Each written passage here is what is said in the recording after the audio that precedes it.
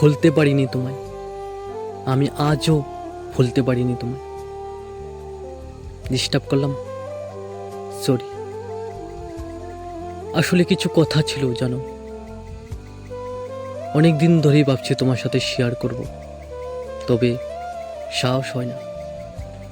তুমি যদি আবার রাগ করো, এই সামান্য কথা বলার উপায়টাও যদি আবার বন্ধ হয়ে যায়, আমি যে তা মেনে নিতে পারবো না গো। আজ কত দিন হয়ে গেল তোমার সাথে কথা হয় না।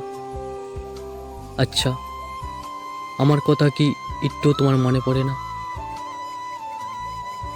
সম্পর্কে তো রাগারাগি হতেই পারে, সেই বলে কি তুমি কথা বলা বন্ধ করে দিবে?